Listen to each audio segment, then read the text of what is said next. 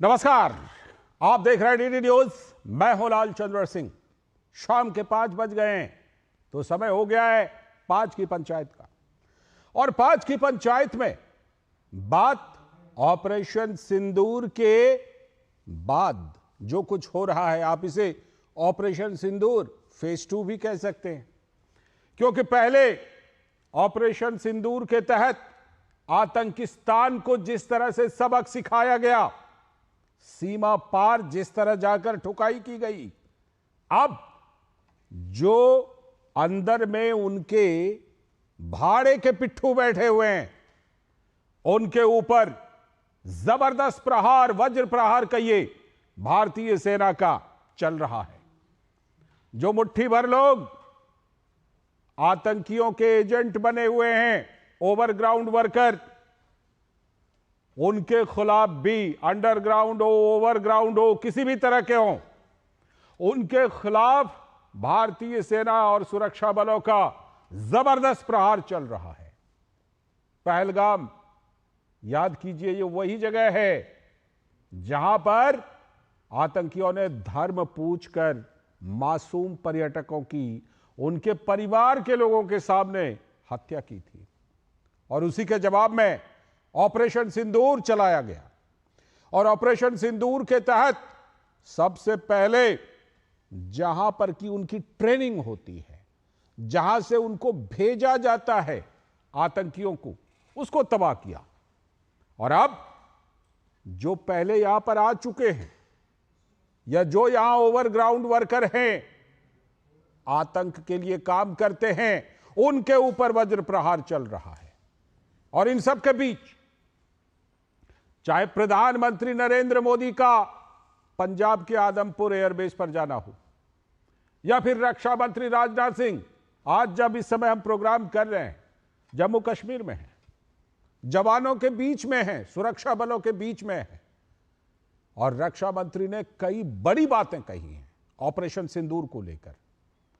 वो जो बातें हैं, चाहे प्रधानमंत्री नरेंद्र मोदी का राष्ट्र के नाम संदेश हो, प्रधानमंत्री नरेंद्र मोदी की आदमपुर एयरबेस पर कही हुई बातें हों, या फिर रक्षा मंत्री राजनाथ सिंह का आज का जम्मू कश्मीर का बयान हो, जब आप उनको सभी को मिलाकर देखेंगे तो आप समझ पाएंगे कि जो आतंकिस्तान है, पाकिस्तान है, उसके लिए तो कड़ा पैगाम है ही, साथ में जो उनके भाड़े के पिट्ठू, गिने चुने लोग जो वहां से भेजे जाते हैं और जो यहां खून खराबा करते हैं, उनके खिलाफ भी जबरदस्त एक्शन चल रहा है। तो क्या वो इस पैगाम को समझ रहे हैं? यह बड़ी बात। और भारत ने जिस तरह से फील्डिंग की है, एक तरफ तो ऑपरेशन सिंदूर के जरिए आतंक का जो गढ़ है वहां पर हमला, और जो गढ़ के साथ साथ जड़ है उस पर तो हमला हुआ ही, लेकिन जो टहनियां हैं, डालियां हैं, उन सबको भी एक एक कर चुन चुन कर काटा जा रहा है। और भारत ने यह चीज यहां पर तो की ही है, साथ ही अंतर्राष्ट्रीय समुदाय को दिखा दिया है, बता दिया है, संयुक्त राष्ट्र संघ तक बता दिया है कि क्या कुछ भारत आगे करने वाला है आतंक को लेकर।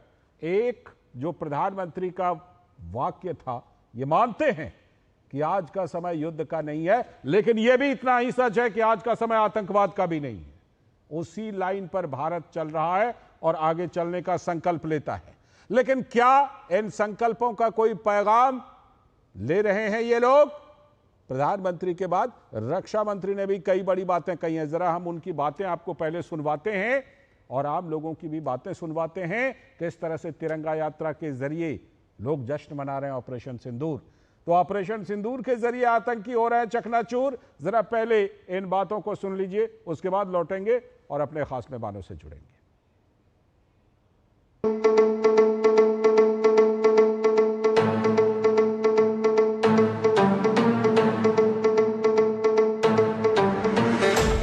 आतंकवादियों ने पहलगाम में आतंकवादी घटना को अंजाम देकर भारत के मस्तक पर चोट पहुंचाने की कोशिश की है। भारत की सामाजिक एकता को तोड़ने का भी प्रयास किया गया है। उन्होंने भारत के माथे पर वार किया, हमने उनकी छाती पर वार किया है और छाती पर घाव किया है। पाकिस्तान के जख्मों का इलाज इसी बात में है कि वो भारत विरोधी और आतंकवादी संगठनों को पनाह देना बंद करे और अपनी जमीन का इस्तेमाल भारत के खिलाफ किसी भी सूरत में न होने दे। दोनों देशों में जो अंडरस्टैंडिंग बनी है फिलहाल वह इसी बात को लेकर है कि सरहद पार से कोई बेजा हरकत अब नहीं की जाएगी। अगर की गई तो बात निकलेगी तो बहुत दूर तक जाएगी। इसी पाकिस्तान ने इस्लामाबाद में डिक्लेरेशन किया था कि अब उनकी धरती से आतंकवाद एक्सपोर्ट नहीं किया जाएगा, मगर पाकिस्तान ने भारत को धोखा दिया है। पाकिस्तान ने भारत को छला है और आज भी वह धोखा दे रहा है। इसका खामियाजा अब उसको भारी कीमत करके भुगतना पड़ा है और यह कीमत यदि आतंकवादी वारदातें चलती रही तो लगातार यह बढ़ने ही वाली है। हमारे प्रधानमंत्री श्री नरेंद्र मोदी जी ने दो टूक शब्दों में आतंकवाद के खिलाफ भारत की नीति को रीडिफाइन कर दिया है, इसे परिभाषित कर दिया है, जो यह कहती है कि हिंदुस्तान की सरजमी पर किया गया कोई भी आतंकी हमला एक एक्ट ऑफ वार माना जाएगा। साथ ही हमारे प्रधानमंत्री ने यह भी साफ कर दिया है, आतंक और बातचीत कदापि एक साथ नहीं चलेंगे और अगर बात होगी तो आतंकवाद पर होगी और पाक ऑक्युपाइड कश्मीर पर ही होगी। नेशन फर्स्ट ये हमारी भूमिका होनी चाहिए और देश के दुश्मनों को, और केवल देश के नहीं, मानवता के दुश्मन जिस बर्बरता के साथ हमारे लोगों को पहलगाम में मारा गया, इसी बर्बरता कोई अगर देश करता है और उसको कोई साथ देता है तो ऐसे देशों को भी सबक सिखाना जरूरी है। नया भारत है जो जीरो टॉलरेंस ऑन टेररिज्म पर वचनबद्धता से काम कर रहा है। कश्मीर अभी सेफ है और जितना सुंदर है उतना ही सुंदर है अभी भी है। तो जरूर हम चाहेंगे कि लोग वापस यहाँ पे आए। यहाँ पे हमने रैली आज की है, ये उन दरिंदों को जिन्होंने कायराना हमला किया है, जिन्होंने दरिंदा हमला किया है, जिन्होंने बुज़दिलाना हमला किया है, उनको एक जवाब है। यह कश्मीर जो है यह हिंदुस्तान का एक हिस्सा है। आज हम सेलिब्रेट कर रहे हैं कि पाकिस्तान के 9 आतंकवादी हमारे फौज ने उनको बलियामेट किया। आज हिंदुस्तान को बताते हैं कि पहलगाम के 9 गांव हिंदुस्तान के साथ है, फौज के साथ है। भारतीय जवानों ने जो परिचय दिया उसके कारण, और पहले भी जब से भारतवर्ष है तब से हमारी सेना के जवान अपनी वीरता और अपने शौर्य का परिचय देते रहे और समय समय पर भारत की सीमाओं की संरक्षा सुरक्षा की।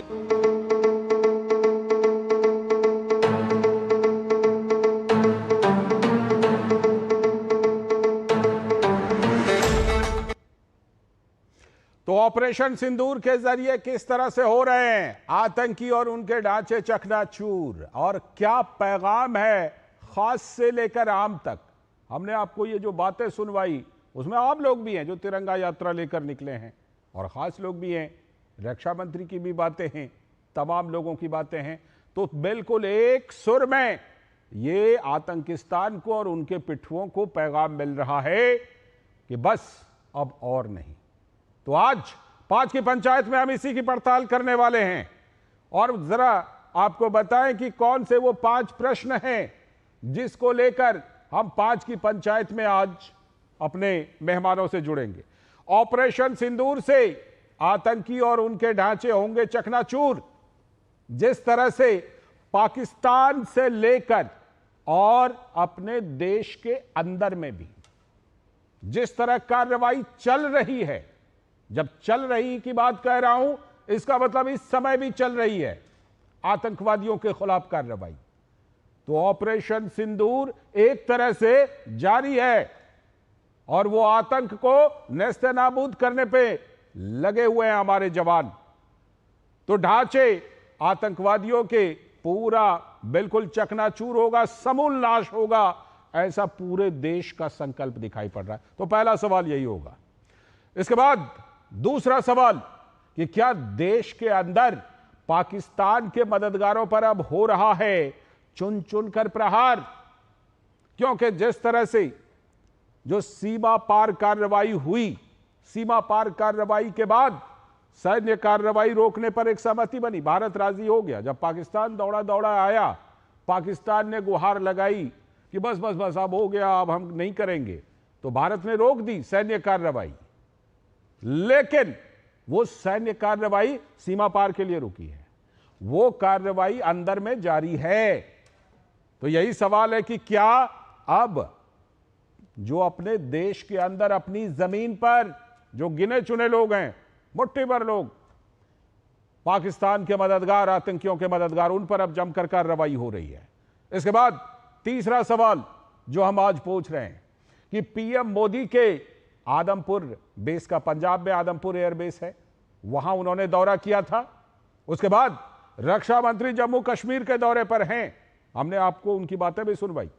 इससे क्या संदेश निकल कर आ रहा है सभी के लिए, आतंकिस्तान के लिए भी, उनके मददगारों के लिए भी, और एक तरह से पूरी दुनिया के लिए भी क्या संदेश निकल आ रहे हैं, इस पर भी हम करेंगे 5 की पंचायत में बात। और इसके बाद अगला सवाल कि प्रधानमंत्री के बाद रक्षा मंत्री राजनाथ सिंह ने आज कौन कौन सी बड़ी बातें कही, कुछ बातें हमने आपको सुनवा दी हैं, उन बातों पर चर्चा करेंगे अपने खास मेहमानों से कि क्या कुछ इससे संदेश निकल करके आ रहा है। रक्षा मंत्री जब ग्राउंड जीरो पर वहां मौजूद हैं, जवानों से मिल रहे हैं, उनको संबोधित कर रहे हैं, और कुछ दिन पहले प्रधानमंत्री ने भी आदमपुर एयरबेस पर किया था। इसके बाद आखिरी और 5वां सवाल कि क्या पाकिस्तान और उसके पिट्ठू ऑपरेशन सिंदूर के पैगाम को समझ रहे हैं। यह सवाल सबसे ज्यादा महत्वपूर्ण है, इसलिए महत्वपूर्ण है क्योंकि यही पाकिस्तान के भविष्य को तय करेगा, यही उनके जो मददगार हैं उनके भविष्य को तय करेगा।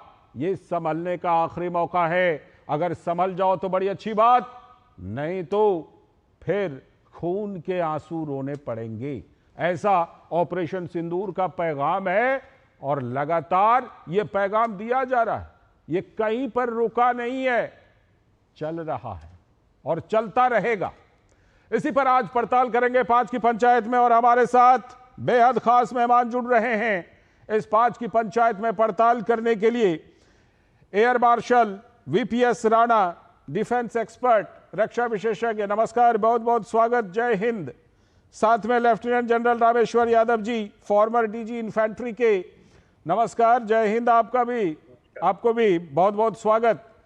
हमारे साथ मेजर जनरल ध्रुव सिंह कटोच जी, जो डायरेक्टर इंडिया फाउंडेशन के हैं, सर बहुत बहुत स्वागत इस 5 की पंचायत की पड़ताल में आपका भी, और जय हिंद। साथ में हमारे साथ एम्बेसडर एसआर तयाल जी हैं, जो फॉर्मर सीनियर डिप्लोमेट हैं, बहुत बहुत स्वागत सर, नमस्कार, जय हिंद आपको भी। 5 की पंचायत में हम सबसे पहले रुख करते हैं मेजर जनरल ध्रुव सिंह कटोच जी का।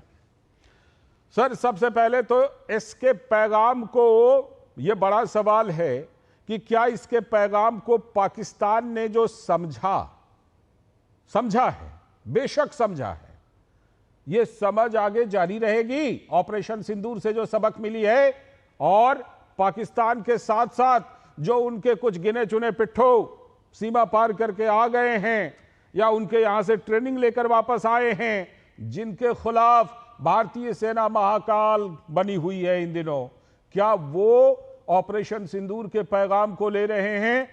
मेजर जनरल ध्रुव कटोच सर। धन्यवाद लालचंद्र जी। देखिए, जो उन्होंने पिट्ठू भेजे हैं भारत के अंदर, और जो अभी कश्मीर में कहीं जगह पर छुपे हुए हैं, ये मैं आपको यकीन दिलाता हूं कि आने वाले दिनों में आपको खबरें मिलती रहेंगी, एक एक करके उनको चुन चुन करके मारा जाएगा। वो एक भी नहीं बचेगा, बेशक कितना भी समय लगे, लेकिन उनकी मौत तय है। उनकी उल्टी गिनती शुरू है, और आज नहीं तो कल हम उनको खत्म कर देंगे। लेकिन ज्यादा जरूरी बात है, जो टेररिस्ट के जो बेसेस हैं पाकिस्तान के अंदर, और पाकिस्तान आर्मी का इरादा या रवैया आगे क्या रहेगा। अभी इससे पहले ये मैं एक चीज बताना चाहता हूँ, जो भारत की पॉलिसी या रणनीति रही है उसको हम स्ट्रेटेजिक रिस्ट्रेंट के नाम से बोलते थे। और स्ट्रेटेजिक रिस्ट्रेंट एक तरफ से वो लोग बोलते थे बहुत मैच्योरिटी है भारत में, हम इसको आगे नहीं बढ़ाना चाहते हैं। तो क्योंकि अब आगे नहीं बढ़ाना चाहते थे, दुश्मन के हाथ खुल गए थे और वो टेररिज्म फैलाते गए, क्योंकि वो उनको ये लगता था कि भारत अभी ज्यादा एक्शन नहीं करेगा। वो मेरे ख्याल से वो जमाना भी खत्म हो गया है। ठीक है। वो न्यूक्लियर का जो डर उन्होंने पैदा किया था कि न्यूक्लियर वॉर हो सकता है, हमारे प्रधानमंत्री ने साफ कह दिया है नो मोर, न्यूक्लियर धमकी नहीं चलेगी। बिल्कुल, लेकिन ये मैं तो जरूरी साफ कहा है मैसेजिंग ये भी प्रधानमंत्री ने। मैं समझता हूँ जो जरूरी मैसेजिंग है, उन्होंने ये कहा कि जो उनके सपोर्टर्स भी हैं हम उनको भी दुश्मन मानेंगे, और जो भी एक्शन भारत के विरुद्ध होगा, टेररिस्ट एक्शन, ये एक्ट ऑफ वॉर होगा। ये मैसेजिंग बड़ी क्लियर हो गई है। अब पाकिस्तान के ऊपर है क्या वो सुनता है या नहीं सुनता है, ये आगे वाले दिनों में पता लग जाएगा। लेकिन अगला एक्शन जब अगर पाकिस्तान करता है और जैसे ही उसको मुंह तोड़ जवाब मिलता है, मैं समझता हूं वो मैसेजिंग बार बार इनको देना पड़ेगी, बिल्कुल, तब जाके ये सुधरेगा। इतनी जल्दी ये सुधरने वाला मेरी अपने सोच विचार से नहीं है। बिल्कुल बिल्कुल, लगातार ये मैसेजेस देना पड़ेगा और उम्मीद तो यही है कि ये मैसेजेस वो सुन रहे हैं। Air marshal VPS Rana ji, जिस तरह से कि चुन चुन करके ठिकानों को बिल्कुल मिट्टी में मिला दिया, आतंकियों के ठिकानों को, जैसा अभी ध्रुव कटोच सर बोल रहे थे कि हो सकता है अगर सबक नहीं लिया तो आगे फिर से करना पड़ेगा। तो मुझे लगता है वायुसेना ने अगली लिस्ट भी बना रखी होगी कि इस बार किसकी बारी है, इस बार किस किस को उड़ाना है और मिट्टी में मिलाना है। जी धन्यवाद। जहाँ तक लिस्ट बनाने की बात है, तो लिस्ट तो हमेशा तैयार रहती है और ये अपडेटेड होती रहती है हर दिन के बेसिस पे। तो ये जो भी हमारे इनके आतंकी ठिकानों को जिनको टारगेट किया गया, इनकी पूरी डिटेल, पूरी इंटेलिजेंस, पूरे टारगेट फोल्डर्स हर दिन के बेसिस पे तैयार रहते हैं। और आपकी द्वारा दर्शकों की जानकारी के लिए बता दूं कि इनमें से जो ये 2 मुख्य ठिकाने थे, ये हमारे बालाकोट स्ट्राइक के टाइम पे भी शायद इनके बारे में सोचा गया था, लेकिन उस समय क्योंकि हमारा ग्रेजुएटेड रिस्पॉन्स हमने जिस तरह से जैसे जनरल कोचर ने भी बात की कि स्ट्रेटजिक रेस्ट्रेंट हम हमेशा अपनाते रहे हैं, तो हम उस समय ये फिर तय किया गया कि चलिए अभी एक ही जगह इसको करके फिर देखते हैं कि अगर वो सबक ले पाते हैं। तो लेकिन वो 6-7 साल चुप रहे, लेकिन उसके बाद फिर जहाँ के तहाँ हैं। तो ये बिल्कुल सही बात है कि अगर वो सबक नहीं लेते हैं तो ये दोबारा कार्रवाई होगी। और जैसे हर बार हुआ, जैसे हमने उरी के बाद फिर हमने बालाकोट किया, बालाकोट के बाद ये किया, तो ये हमारा जो ग्रेजुएटेड रिस्पांस है और हम स्ट्रेटजिक रेस्ट्रेंट से अब हम प्रोएक्टिव रिटेलिएशन पे आ गए हैं। तो हमारी नीति अभी साफ है कि अगर ये आपकी समझ में नहीं आता है तो हमारे पास और बहुत टारगेट हैं। हमने 9 टारगेट आतंकी ठिकानों से जो कार्रवाई शुरू की, उसको हम 90 पे भी ले जा सकते हैं और जरूरत पड़ी तो 900 पे भी ले जा सकते हैं। ये हमारे पास काबिलियत भी है और हमारे पास पूरा मसला भी है और हमारे पास ये ठिकाने तबाह करने के लिए ये हमारी नीति भी रहेगी आगे आने वाले समय में। तो ये इस बात पे पाकिस्तान को मेरे हिसाब से ये सबक ले लेना चाहिए। इसके बाद पर्टिकुलरली जब हमारे प्राइम मिनिस्टर ने भी और डिफेंस मिनिस्टर ने भी ये बहुत साफ साफ शब्दों में कहा कि अब आपकी न्यूक्लियर धमकी को हम लेने वाले नहीं हैं। बिल्कुल, ये आपको इस बार बता दिया।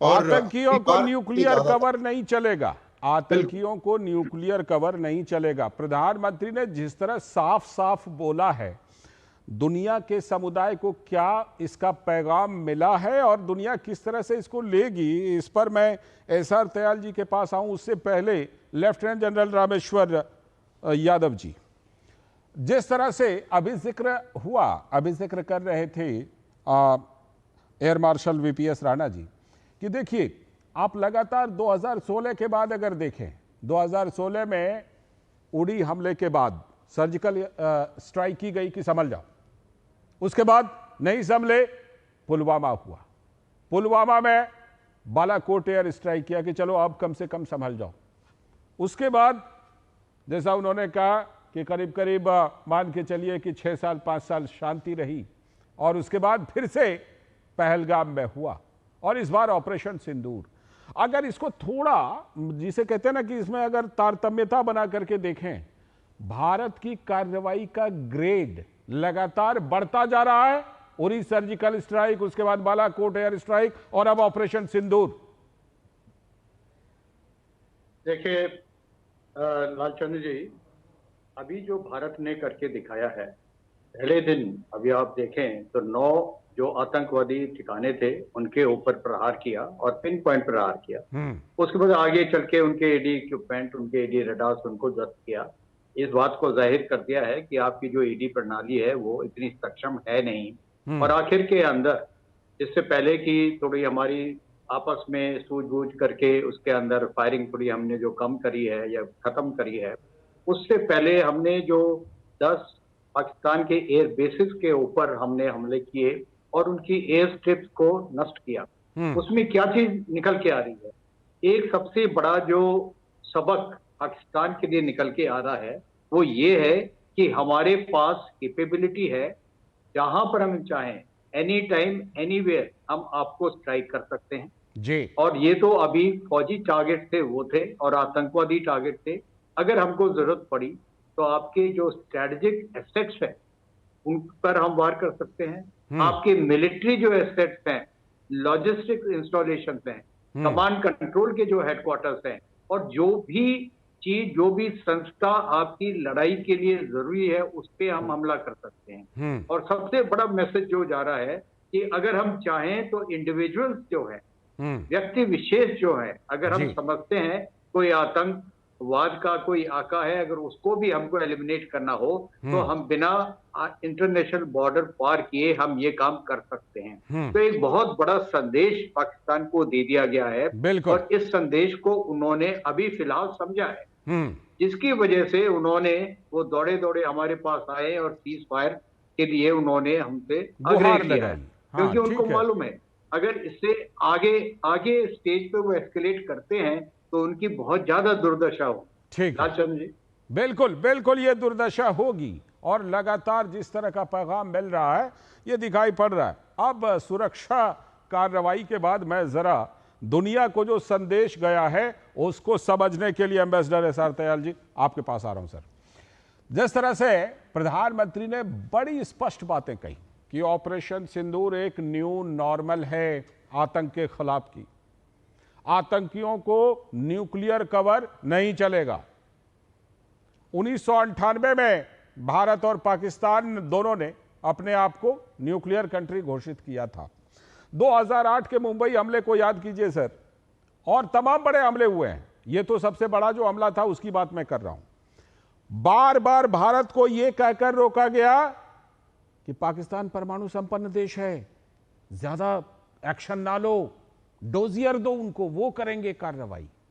लेकिन अब जिस तरह से प्रधानमंत्री ने लकीर खींच दी है, इंटरनेशनल कम्युनिटी भी सर, एसआर तयाल सर, इस चीज को बिल्कुल अब समझ गई होगी कि चाहे परमाणु संपन्न रहो या कुछ भी रहो, अगर यह समय युद्ध का नहीं है तो यह समय आतंकवाद का भी नहीं है। जी हाँ, प्रधानमंत्री ने विश्व को और पाकिस्तान को बिल्कुल आगाह कर दिया अपने एड्रेस टू द नेशन में कि ये एक नया नॉर्मल है। भारत अब किसी झांसे में नहीं आएगा। भारत अब पाकिस्तान की मीठी मीठी बातों पर कोई विश्वास नहीं करेगा। भारत केवल रियलिटी पर विश्वास करेगा, एक्शन पर विश्वास करेगा, और टेररिज्म की कोई घटना भारत में होगी तो उसका चुन कर जवाब दिया जाएगा और हम सोच समझकर उसका जवाब देंगे। मैं समझता हूँ कि ये मैसेज एक्शन से भी दिया गया, जो भी हमारी फौज ने पिछले एक हफ्ते में किया, और प्रधानमंत्री ने वर्बली पूरी दुनिया को बिना किसी एम्बिग्यूटी के ये मैसेज दे दिया। दूसरी चीज अब ये है कि पाकिस्तान इसको कितना आत्मसात करता है, कितना उस पर एक्शन लेता है, क्योंकि आतंकवाद की इंफ्रास्ट्रक्चर को कुछ हद तक तो नष्ट किया गया है, पर वो तो पाकिस्तान में अभी मौजूद है। सरगना उसके मसूद अजहर और ये सब अभी वहां पे जिंदा है। उनके जो हजारों में नहीं तो सैकड़ों में उनके ट्रेनीज भी जिंदा हैं, पर उनकी नकेल आईएसआई के पास है। उनकी फाइनेंसिंग, उनकी प्रोटेक्शन, उनकी गाइडेंस आईएसआई के पास है। तो प्रधानमंत्री ने जो सबसे बड़ा मैसेज दिया, मैं जो समझता हूं जी, कि आतंकवादियों में और उनके साथ जो उनके आका हैं उनमें कोई दूरी नहीं समझी जाएगी, और अगर भारत में आतंकवाद की कोई घटना हुई तो दोनों पर प्रहार भारत से होगा। मैं समझता हूँ ये पाकिस्तान के जो आतंकवाद के आका हैं, जो आईएसआई में बैठे हैं, और शायद उनके चीफ भी असीम मुनीर भी उसी मानसिकता के हैं, उनके लिए ये होगा। दूसरी चीज़ ये है कि ये जो है आतंकवाद के खिलाफ लड़ाई, इसमें दुनिया के हर एक देश कहता है कि जी हम तो पूरी आतंकवाद के खिलाफ हैं और साथ हैं, और आतंकवाद ख़त्म होना चाहिए और पूरी दुनिया से ख़त्म होना चाहिए, पर बात तो करते हैं, पर जब एक्शन की बात आती है तो पीछे हट जाते हैं। अभी हमारी टीम न्यूयॉर्क चली गई है कि जो रेजिस्टेंट फ्रंट ने सबसे पहले उन्होंने कहा कि जी हमने ये जो दर्दनाक घटना जो पहलगांव में हुई, उन्होंने उसका क्रेडिट लिया, और उसको वो लश्कर तैयबा का पार्ट है, और उसको एक सैंक्शंस कमेटी है यूएन सिक्योरिटी काउंसिल की 1267, उसमें उसको आतंकवादी संगठन घोषित किया जाए।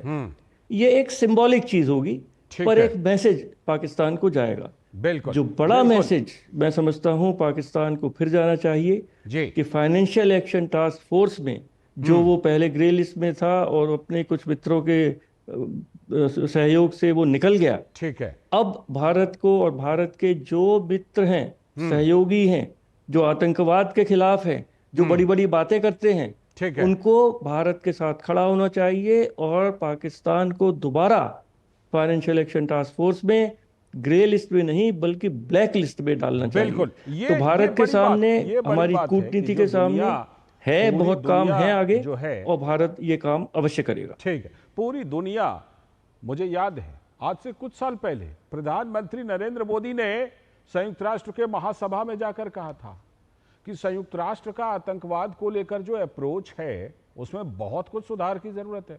अभी तो यही डिफाइन नहीं कर पा रही थी कि आतंकवाद है क्या, फिर कोई गुड टेररिज्म, बैड टेररिज्म, उसमें बाइफरकेट करते हैं, उसमें विभाजित करते हैं। मैं आता हूं लौट करके और फिर इस पंचायत की पड़ताल को हम जारी रखेंगे। आप सभी हमारे साथ बने रहिएगा सर। एक छोटा सा ब्रेक के बाद लौटते हैं, फिर आगे पड़ताल जारी रखेंगे। 8,400। 8,400 बड़े कम है, परसों तक दे दो, चलेगा? चलेगा कैसे? भीम ऐप से कर देना। बड़ा अमाउंट है, पैसा बीच में अटक गया तो? परसों तक तू अटकाएगा, भीम ऐप नहीं।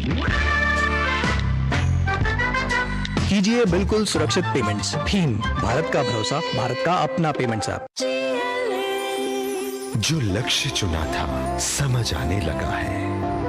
जीएलए यूनिवर्सिटी, उच्च लक्ष्य की निश्चित प्राप्ति।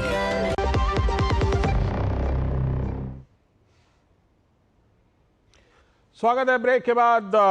और 5 की पंचायत में आज हम जो पड़ताल कर रहे हैं वो ऑपरेशन सिंदूर से आतंकी और उनके ठिकाने हो रहे हैं चकनाचूर, बाहर में भी और अंदर में भी। बहरहाल जो बातें अभी एसआर दयाल जी ने कही हैं कि पाकिस्तान जो है वो क्या बाज आएगा। ध्रुव कटोसर, रक्षा मंत्री राजनाथ सिंह ने साफ तौर पर कहा कि पाकिस्तान आज भी धोखा दे रहा है। तो ये अगर आज भी पाकिस्तान धोखा दे रहा है तो ये तो बड़ी बात है कि फिर तो ऑपरेशन सिंदूर लगता है कि आगे भी जारी रहेगा और रहना पड़ेगा, रखना पड़ेगा इसको। हाँ जी, देखिए, जहां तक मुझे लगता है ऑपरेशन सिंदूर काफी समय तक चलेगा, और जब तक पाकिस्तान की तरफ से ये टेररिज्म चलती रहेगी, ये ऑपरेशन सिंदूर भी चलता रहेगा। लेकिन मुझे पूरी उम्मीद है। देखिए, अभी तक तो सिर्फ हमने काइनेटिक ऑपरेशंस किए हैं और बहुत फर्क पड़ा उनसे। लेकिन अब आगे वाले दिनों में देखो, जब नॉन काइनेटिक ऑपरेशन भी काइनेटिक ऑपरेशन के साथ मिल जाएंगे। अभी से ही उनकी आवाज शुरू हो गई है कि ये जो इंदु नदी के पानी, इंडस वाटर्स जो हैं, खास करके चिनाब के पानी जो हैं, भाई इसके साथ इसको आप पूरी तरह से फ्लो करने दो। अभी आवाजें शुरू हो गई हैं उनके लोग चीख रहे हैं। आप देखिए अगले 5 महीने, 6 महीने, 1 साल, 2 साल, जब ये पूरी तरह से हम वाटर्स कंट्रोल कर लेंगे और अपनी जरूरतों के लिए ये डाइवर्ट होना शुरू हो जाएगा, तब क्या प्रॉब्लम होगा इनका, ये घुटने पे आ जाएगा देश। और मुझे लगता है अगर वो चोंच उसके बाद भी खोले, तब जिस प्रकार से अभी 6-7 रात तो 9 इनके टेररिस्ट कैंप्स खत्म कर दिए और अगली 2 रातों में जो इनके मिलिट्री इंस्टॉलेशन के ऊपर जो नुकसान पहुंचाया है वो तो उनको याद है, लेकिन ये फिर से रिपीट होगा और इस बार जो रिपीट होगा पहले से बहुत ज्यादा होगा। तो इनको सबक अगर फिर भी नहीं सीखते हैं तो मुझे लगता है कि डोज जो है वो रिपीट करना पड़ेगा जब तक ये सीख ना जाए। ये कुत्ते की दुम जो है ये सीधी करना पड़ेगी, अगर सीधी नहीं होती है तो मुझे लगता है इसको काटना पड़ेगा। लेकिन उग्रवाद खत्म होगा और ये भारत का इरादा है जो प्रधानमंत्री से की तरफ से और पॉलिटिकल विल से हुआ है और फौज उसको करके देगी। बिल्कुल, फौज इसको करके दे रही है। और इसमें फौज में जो वायुसेना है उसने जिस तरह से खास तौर पर दिखा दिया है कि कितना बड़ा गैप है air marshal VPS Rana ji, कि इस बार जो एक गैप दिखा कि हमारी वायुसेना, हमारा एयर डिफेंस सिस्टम, हमारा अटैकिंग पावर जो है उसमें एक बड़ा अंतर दिखाई पड़ा। लेकिन अगर इसे भविष्य में हमको जारी रखना पड़ता है, जो कि ऐसा लग रहा है कि जारी रखना पड़ेगा, तो ये गैप हमेशा हमको मेंटेन करके चलना पड़ेगा air marshal VPS Rana ji. और हमें जो टेक्नोलॉजी है जिसका दमखम हमने दिखाया कि जो मॉडर्न वॉरफेयर है उसमें हम कितने अव्वल हैं, अपनी उस बादशाहत को, अपनी उस लीड को, उस बढ़त को हमें जारी रखना पड़ेगा। बिल्कुल सही कहा आपने, लेकिन एक बात मैं बताना चाहूँगा कि जितना इजी हमें ये लगा है कि हम बिल्कुल रौंदते हुए चले गए हैं, मेरे ख्याल से ये हमें सबक इससे नहीं लेना चाहिए। क्योंकि ये जितनी भी एयर ऑपरेशंस और ग्राउंड ऑपरेशंस, इंटीग्रेटेड ऑपरेशंस हुए हैं, इसके पीछे बहुत कॉम्प्लिकेटेड ऑपरेशंस रहे होंगे। ये इतना इजी नहीं रहा होगा मेरे अपने ख्याल से। तो हमें ये लेके नहीं चलना चाहिए कि उनके पास कोई एयर डिफेंस नहीं है या उनके पास कैपेबिलिटी नहीं है। ये हमारी अपनी टैक्टिक्स, हमारी अपनी ट्रेनिंग, हमारे अपने जो वेपन्स हैं, जो हमारे वेपन सिस्टम हैं और जो हमारे अपने लोग हैं, जो ट्रेन मैन पावर है, इनका सबका योगदान है। तो ये जब सारी चीजें सिनर्जाइज हो जाती हैं, सारे मिलते हैं, तो ये आपका जो इम्पैक्ट होता है वो कहीं ज्यादा होता है। लेकिन इसका ये मतलब हमें कतई नहीं लगा लेना चाहिए कि हम कभी भी हम उठेंगे और हम पाकिस्तान की तरफ चल पड़ेंगे। तो जो तैयारी हर वक्त करती रहनी पड़ेगी, अपडेट भी करते रहना पड़ेगा। बिल्कुल, हमें अपनी ट्रेनिंग देखनी पड़ेगी, हमें अपने जितने भी हमारे वेपन सिस्टम्स हैं उनमें लगातार उनकी कैपेबिलिटीज में वृद्धि करनी पड़ेगी। तो ये सारी चीजें हमें करके चलनी है कि पाकिस्तान एक दिन में सुधरने वाला देश नहीं है। ये उसकी जड़ें जो हैं ये बहुत गहरी हैं। यहाँ पे आतंक अपने आप में एक इंडस्ट्री है, आतंकवाद उनकी एक सोच है और आतंकवादी भरे पड़े हैं। तो उनके लिए वो डिस्पेंसेबल अम्युनिशन की तरह है। तो वो और रोज के रोज पे वो इसको जनरेट कर रहे हैं। जैसे हम वेपन जनरेट करते हैं, वो आतंकवादी जनरेट करते हैं। ये एक लंबी लड़ाई है, इसके लिए हमें हर तरह से तैयार होना चाहिए। हमारी सेनाओं ने ये दिखाया कि हम जरूरत पड़ने पर हम ये कर सकते हैं, हम इसको मटियामेट भी कर सकते हैं। लेकिन हमें इनकी सोच बदलनी है, क्योंकि मटियामेट करने पे मुझे नहीं लगता है कि हमें कुछ बहुत ज्यादा फायदा होने वाला है। हमें फायदा होगा अगर वो देश भी अपने आप में समृद्धि के रास्ते पर चले और बर्बादी के रास्ते पर ना चले। बिल्कुल, और अगर ना चले तो हमें उनको चलने के लिए मजबूर तो करना पड़ेगा, क्योंकि वो बातें नहीं चलेंगी जो पाकिस्तान में डॉक्ट्रिन के तौर पर चलती थी कि we will give 1000 cuts to India, कि हम रेत भी खा करके लड़ते रहेंगे आप लड़ते रहिए, आपको आपस में जितना वहां पर जो नरक बनाना है बनाइए, लेकिन कम से कम इधर सीमा के अंदर कुछ नहीं होना चाहिए। ये साफ पैगाम है। और ऐसे पैगाम में लेफ्टिनेंट जनरल रामेश्वर यादव जी, पहले प्रधानमंत्री का आदमपुर के एयरबेस पर जाना, जवानों से वहां पर मिलना, वायुसेना के जवानों से और तमाम जो हमारे सिक्योरिटी के से जुड़े लोग हैं, और उसके बाद आज रक्षा मंत्री का जम्मू कश्मीर में जाना, इस तरह से हम जानते हैं कि युद्ध में लड़ाई तो सेना लड़ती है, लेकिन जब राजनीतिक नेतृत्व इस तरह से साथ हो तो निश्चित तौर पर इसका पूरा असर पड़ता है जवानों के मनोबल पर। लेफ्टिनेंट जनरल रामेश्वर यादव जी, बिल्कुल सही बोला आपने।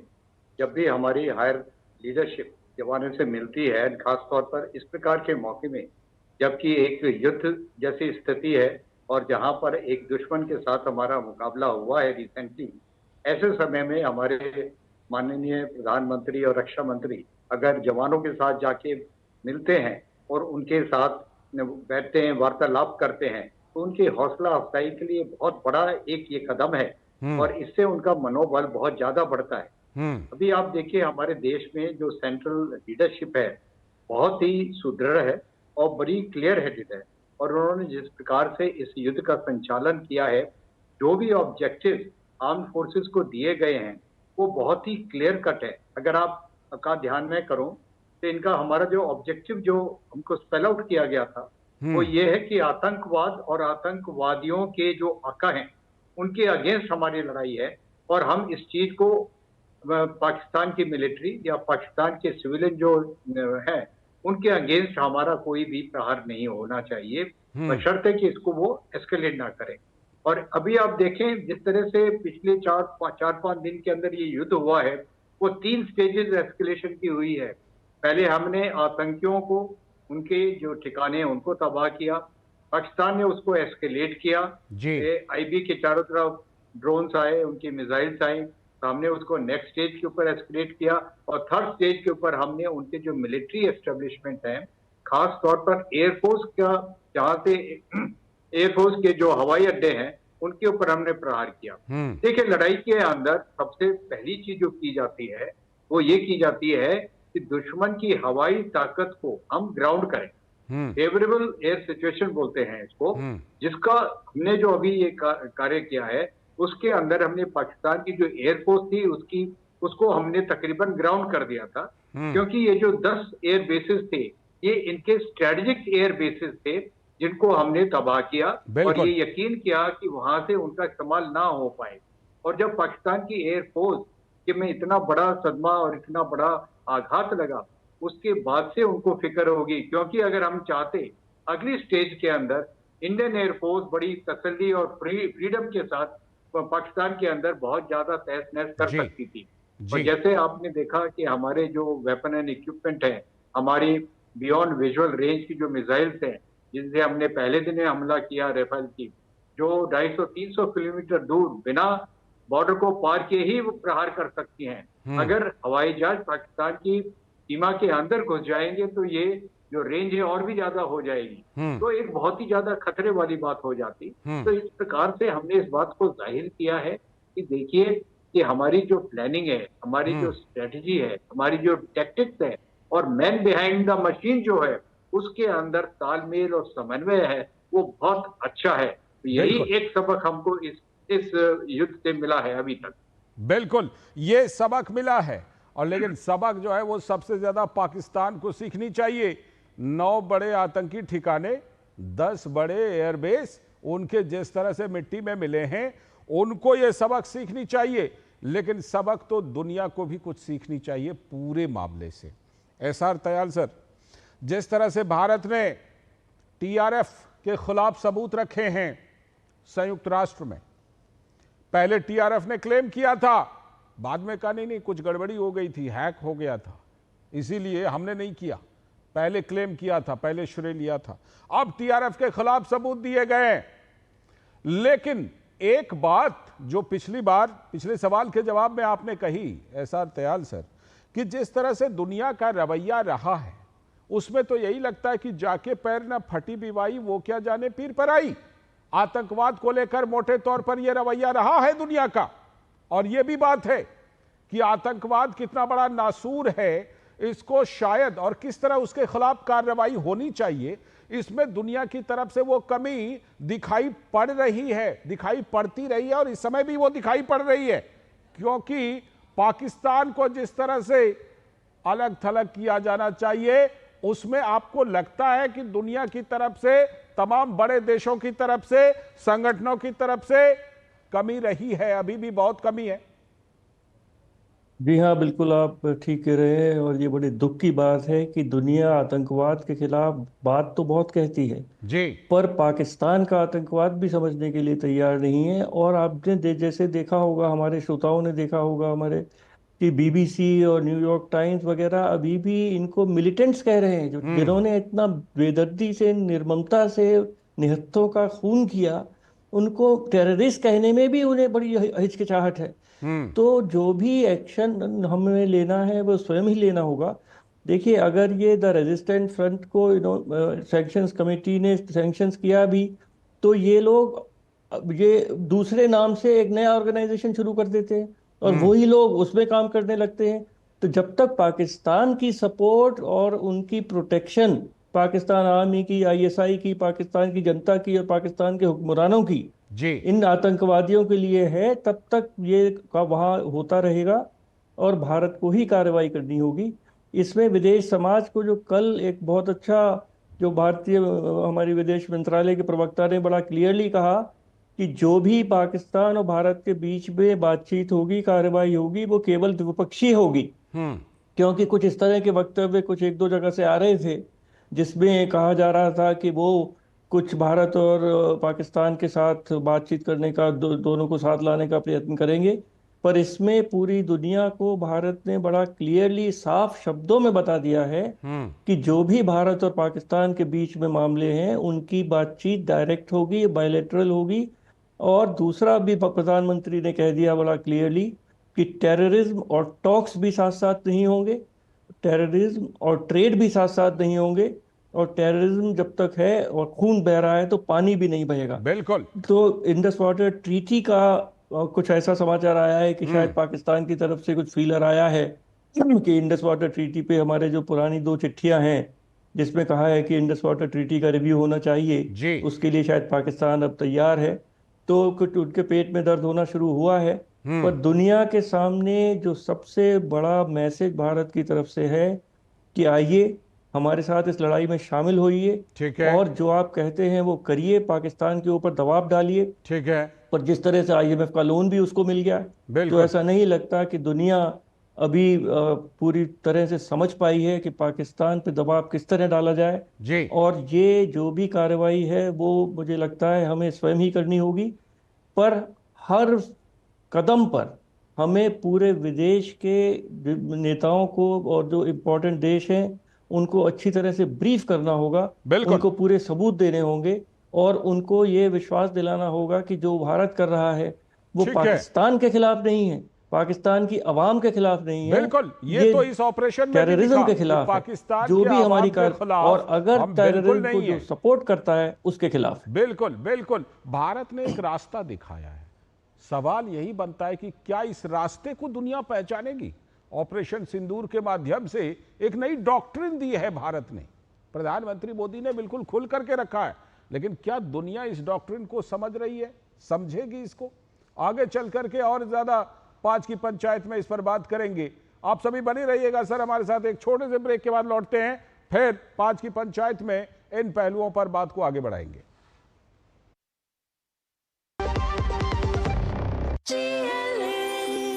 जो लक्ष्य चुना था समझ आने लगा है। GLA यूनिवर्सिटी, उच्च लक्ष्य की निश्चित प्राप्ति। असम का साइज वर्ल्ड फेमस है, सबको पता है, चाहे बहुत आगे जाएगी, विश्व में नंबर 1 में रहेगी। 200 glorious years of Assam. The saga will continue for many more centuries to come.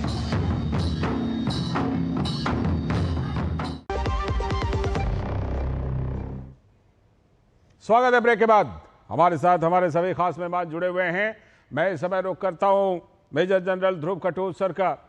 Sir वहीं से बात शुरू करते हैं जहां पर हमने ब्रेक पर जाने से पहले छोड़ी थी। क्या दुनिया इस रास्ते को पहचानेगी? भारत ने जो एक रास्ता दिखाया ऑपरेशन सिंदूर के जरिए, क्योंकि देखिए आतंकवाद से भारत सबसे ज्यादा पीड़ित है, ये बात सच है, लेकिन बहुत सारे दुनिया के कई हिस्से ऐसे हैं जो आतंकवाद से पीड़ित हैं। जब प्रधानमंत्री ने ये डॉक्ट्रिन दिया है, दो चार बड़ी बातों को अगर पकड़ के चलें कि अगर युद्ध नहीं चलेगा तो आतंकवाद का भी समय नहीं है। दूसरी बात ये, आतंकवाद के नाम पर ये न्यूक्लियर ब्लैकमेलिंग छोड़ दो। तीसरी बात ये कि आतंकवाद जहां पनपता है वहीं जाकर के मारेंगे। ये तमाम बातें जो प्रधानमंत्री ने कही हैं, एक रास्ता दिखाया है। क्या आगे के लिए उम्मीद करें कि दुनिया धीरे धीरे इसे, हालांकि जैसे हमने बात कही कि अभी दुनिया का जो रिस्पांस होना चाहिए उसमें जरूर हमें कुछ ना कुछ कमी दिखाई पड़ रही है, लेकिन उम्मीद बनती है कि दुनिया इस रास्ते को पहचानेगी। कटोच सर। देखिए लाल चंद्र जी, मुझे नहीं लगता है कि दुनिया पहचानेगी। जो भी करना है ये भारत को करना है, लेकिन फर्क ये होगा कि जब भारत करेगा दुनिया दखलंदाजी नहीं करेगी। वो ये नहीं करेगी, ये नहीं बोलेगी कि भारत गलत कर रहा है। हमने अपनी नीयत बिल्कुल साफ रख दी है, हमने सबको बता दिया कि हम ये एक्शन लेंगे और वो एक्शन हम लेते रहेंगे। लेकिन अगर हम समझते हैं कि दुनिया हमारी सपोर्ट में आ जाएगी और उग्रवाद के विरोध हो जाएगी, ये जिस प्रकार से जियो पॉलिटिक्स चलती है ये होने वाला नहीं है। हर एक बाकी जो देश है ये टेररिज्म के साथ, जब उनका फायदा होता है वो टेररिज्म के साथ हो जाते हैं और जब नुकसान होता है तब बात करते हैं। तो दुनिया से मुझे कोई भरोसा नहीं है। हम जो भी करेंगे हम करेंगे, लेकिन जो संदेश जा रहा है ये सिर्फ पाकिस्तान को नहीं जा रहा है, ये हमारे जो पड़ोसी देश है बांग्लादेश वगैरह इनको भी जा रहा है कि आप भी ख्याल रखिए, जो एक्शन हम पाकिस्तान के साथ कर रहे हैं ये आपके साथ भी हो सकता है। जी बिल्कुल, ये सबको मान करके चलना चाहिए। और बड़ी बात आपने कही, दुनिया जो है वो कुछ करने के लिए नहीं आएगी, और करने कब आएगी? जब उसके ऊपर 9/11 टाइप का हमला हो जाएगा ना, तब वो एबटाबाद से आतंकी को खींच करके समुद्र में फेंक भी आएगी। वो कहते हैं ना कि जब अपने पर पड़ता है तब जाकर पता चलता है कि इसका दर्द कैसा होता है। भारत उस दर्द को महसूस कर रहा है, इसलिए कार्रवाई भी तो भारत करेगा ही करेगा, और कर रहा है। Air marshal VPS Rana ji, इस बार जो हमने टेक्नोलॉजी में एक गैप देखा, इसमें खास तौर पर जो स्वदेशी उत्पाद, जो भारत के अपने उत्पाद हैं, क्या उसने भी कई देशों, मैं नाम ना लूं क्योंकि जिस तरह से कुछ देशों के खिलौने की तरह फुस उड़ गए उनके हथियार, भारत ने कहीं ना कहीं अपनी तकनीक को भी साबित किया है रक्षा उत्पादन के मामले में, क्योंकि कई चीजें निकल करके आती हैं जब इस तरह की सैन्य कार्रवाई होती है। जो तजुर्बा निकल करके आता है उससे यह है कि एयर डिफेंस सिस्टम हो या फिर अटैक करने के लिए हमारी मिसाइलें हों या फिर तमाम चीजें, वो अपने आप को साबित करती हैं कि हमारा स्वदेशी उत्पाद किस गुणवत्ता का है। और मैं यहां पर एक चीज और जोड़ दूं कि इसके बाद जो इसका एक अंतर्राष्ट्रीय मार्केट है, वो जरूर ये सोचेगा कि अगर खरीदना ही है तो कौन सा माल खरीदें।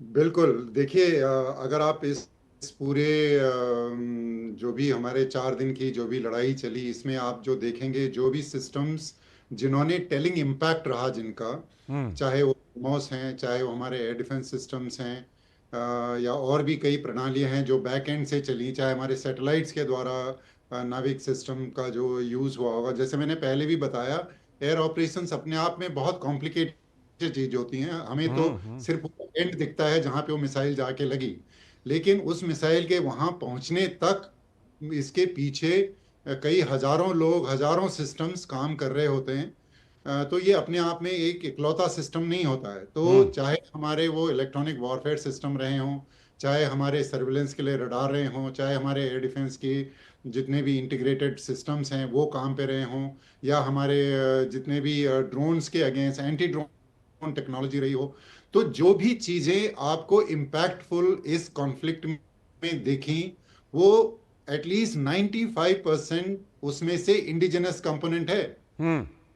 95% मैं बता रहा हूँ कि जितनी चीजें आप बता रहे हैं, चाहे वो ब्रह्मोस ने किया, चाहे हमने वो लॉइटरिंग म्यूनिशंस यूज किए, चाहे वो हमने एंटी ड्रोन सिस्टम्स यूज किए एयर डिफेंस के लिए, तो हमारी एयर डिफेंस और ऑफेंस दोनों कैपेबिलिटीज में, चाहे वो आर्मी की तरफ से रहे हों, एयरफोर्स के एयर डिफेंस कंपोनेंट रहे हों, वो सारे के सारे हमने अपने देश में बनाए हैं। और आपने एक बहुत अच्छी बात कही कि ये हम नहीं चाहते कि ऐसा हो, लेकिन ये अपने आप में एक तरह से हमारे जितने सिस्टम है उनके लिए हमें ये बनी बनाई लेबोरेटरी मिल गई। हमारे सारे सिस्टम टेस्ट हो गए और ये इसमें से बहुत सारे सिस्टम ऑलमोस्ट जिनकी मैं बात कर रहा हूँ उसमें से ऑलमोस्ट 90% सिस्टम्स ने पहली बार लड़ाई देखी।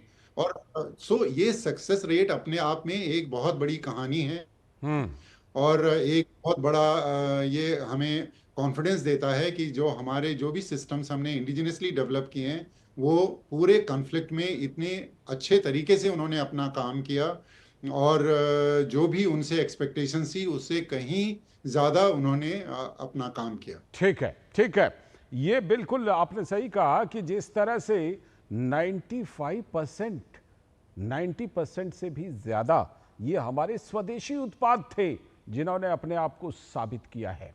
लेफ्टिनेंट जनरल रामेश्वर यादव जी, ये जिस तरह से इस समय ऑपरेशन ऑल आउट चलाया जा रहा है पाकिस्तान के द्वारा भेजे गए आतंकवादियों के खिलाफ, वैसे तो देखिए हमारे सुरक्षा बल लगातार ऑपरेशन चलाते रहते हैं, इस समय कुछ ज्यादा ही दिखाई पड़ रहा है।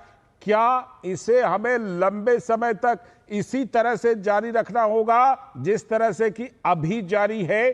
क्योंकि ये एक ऐसी चीज है जो ऐसा मुझे लगता है कि इसमें किसी भी तरह की ढिलाई देने के बाद आतंकवादी एक बार फिर से अपने आप को संगठित कर सकते हैं और लगातार अगर इस तरह काल बनकर टूटते रहे तो लगातार कमर टूटती रहेगी। बेशक, इससे पहले इसी बात को जनरल कटोच ने भी बताया था कि ये जो अभी जो फ्लैशिंग आउट हम कर रहे हैं इसमें समय लगेगा, लेकिन यकीनन हम जितने भी उग्रवादी छुपे हुए हैं उनको हम मार देंगे और उनको एलिमिनेट कर देंगे। देखिए, अभी थोड़ा सा जो वातावरण है जम्मू एंड कश्मीर के अंदर वो थोड़ा सा बदला है 22 अप्रैल के बाद। कि 22 अप्रैल के बाद से उन्होंने देखा है कि पाकिस्तान ने किस तरह से व्यवहार किया है जम्मू एंड कश्मीर के नागरिकों के, प्रहार उन्होंने किया है कि उनकी रोजी रोटी की मानसिकता है उसमें बहुत बदलाव आया है। देखिए, पहले समय में वही जनता थी जो कि स्टोन पेल्टिंग करती थी और हिंदुस्तान मुर्दाबाद के नारे लगाती थी। अभी वही जनता है जो कि भारत के गुणगान कर रही है और वो पाकिस्तान मुर्दाबाद बोल रही है। और वो सब कैंडल लाइट उन्होंने प्रोसेशन निकाला और हर तरीके से एक देशभक्ति का एक वो प्रमाण दे रहे हैं हर रोज। तो उसमें क्या हुआ है, जितने भी ये आतंकियों के खिलाफ ऑपरेशन होते हैं जम्मू एंड कश्मीर में, हम लोगों ने किया हुआ है वहां पर, ये इंटेलिजेंस बेस्ड ऑपरेशन होते हैं। और अभी बदले हुए वातावरण में मेरे को लगता है अभी इंटेलिजेंस हमको ज्यादा मिल रहा है। बिल्कुल, क्योंकि आतंकवादी जो है बिना लोकल सपोर्ट के नहीं वहां पे ये तो बिल्कुल सच है, ये सच है। उनकी लॉजिस्टिक चाहिए, होते हैं, बिल्कुल ठीक है, उनके राशन पानी चाहिए, उनको सर्वाइवल चाहिए। छुपने के लिए बेशक वो पहाड़ों में और जंगलों में चले जाएं, लेकिन उनको खाना पीना सर्वाइवल चाहिए। तो ये जितने भी इंटेलिजेंस जो है अभी जो ऑपरेशन हो रहे हैं वो स्पेसिफिक एक्शनेबल इंटेलिजेंस के बेस पे हो रहे हैं और इसकी जो तादाद है अभी आगे आने वाले वक्त में और भी ज्यादा बढ़ जाएगी। इसमें जो आतंकवादी है और उनके जो ओवरग्राउंड वर्कर्स हैं उनके ऊपर गाज पड़ेगी। इसी तरह से बिल्कुल टाइट रखना पड़ेगा जिस तरह से कि अभी सुरक्षा बलों ने किया है, इसमें थोड़ी सी भी ढिलाई नहीं होनी चाहिए। लेकिन एक पहलू और जो निकल करके आया है एम्बेसडर एसआर तयाल जी इस पूरे मामले में, वो आया है न्यूक्लियर का। प्रधानमंत्री ने साफ कर दिया है कि न्यूक्लियर ब्लैकमेलिंग नहीं चलेगी, लेकिन आज भी रक्षा मंत्री ने कहा है कि जो पाकिस्तान का परमाणु हथियार है वो IAEA की निगरानी में होना चाहिए। सवाल यह उठता है कि ये IAEA अगर ईरान के परमाणु कार्यक्रम पर, यूरेनियम संवर्धन पर नजर रख सकता है तो पाकिस्तान जो कि गैर जिम्मेदार देश है, जहां का रेल मंत्री कहता है, जैसे कि बिल्कुल रेल के डॉकयार्ड में परमाणु हथियार रखा हो, वहां का रेल मंत्री कहता है हमारे पास इतना 125 से ज्यादा 150 परमाणु हथियार है। ऐसे में पाकिस्तान जब इस तरह की गैर जिम्मेदारी दिखा रहा है तो रक्षा मंत्री की इस मांग को दुनिया समझेगी कि किस तरह से IAEA की निगरानी होनी चाहिए वहां पर। बिल्कुल IAEA की निगरानी होनी चाहिए, और पाकिस्तान बहुत गैर जिम्मेदार देश तो है ही, और दूसरी चीज़ ये है कि उसमें तो आतंकी बहुत मानसिकता के जो लोग हैं शायद अब आर्मी में और शासन में भी बहुत ऊंची स्थानों पर हैं। तो इसलिए बहुत दुनिया को बहुत करीब से देखना होगा कि उनका जो न्यूक्लियर जो भी उनके पास क्षमता है वो सिविलियंस के कंट्रोल में रहे, और जो रेस्पॉन्सिबल लोग हैं उन लोगों के कंट्रोल में रहे। और इसमें IAEA का भी रोल है, और संयुक्त राष्ट्र संघ में UN सिक्योरिटी काउंसिल का भी रोल है। दूसरी चीज़ मैं ये कहूँगा कि पूरे भारत को और हम सबको बहुत चौकन्ना रहने की ज़रूरत है, बहुत सावधान रहने की ज़रूरत है, क्योंकि आतंकवाद अभी समाप्त नहीं हुआ है। और जैसा कहा गया है कि शायद कुछ पाकिस्तान से भेजे हुए लोग भारत में ही छुपे हुए हैं, कश्मीर में छुपे हुए हैं, बिल्कुल, और वो क्या कुछ कब कर बैठे, तो बिल्कुल हमें चौकन्ना रहना है। तीसरी चीज़, पूरा देश जो है वो हमारी फोर्सेस के पीछे तो बिल्कुल है ही, पर जो राजनीतिक हैं, जो डिप्लोमेट्स हैं, वो भी देश की सेवा कर रहे हैं और अपनी तरह से पूरी दुनिया में बहुत अथक प्रयास कर रहे हैं कि भारत का पक्ष दूसरे देशों में रखा जाए। तो देश के सब लोग, भारत के राजनयिकों, डिप्लोमेट्स के पीछे भी उसी तरह से पूरी तरह से रहें। Air marshal VPS Rana ji, lieutenant general Rameshwar Yadav जी, मेजर जनरल ध्रुव सिंह कटोसर और एम्बेसडर SR तयाल जी जुड़ने के लिए और इस पंचायत में पड़ताल करने के लिए बहुत बहुत शुक्रिया। एक बात तो बिल्कुल साफ है, दुनिया को जितनी समझनी है समझे, ना समझे, पाकिस्तान को जितना समझना है समझे, ना समझे, लेकिन ऑपरेशन सिंदूर के जरिए आतंकियों पर यह प्रहार ये जारी रहेगा। ये पूरा भारत समझ चुका है कि ऐसे ही आतंकवाद से और आतंकियों से लड़ा जाएगा, अब चाहे इसमें जितना दिन भी लड़ना पड़े, लेकिन आतंकियों को ऑपरेशन सिंदूर के जरिए चकनाचूर करने का कार्यक्रम जारी है, जारी रहेगा। आज 5 की पंचायत में इतना ही। पूरी टीम को दीजिए अनुमति। नमस्कार।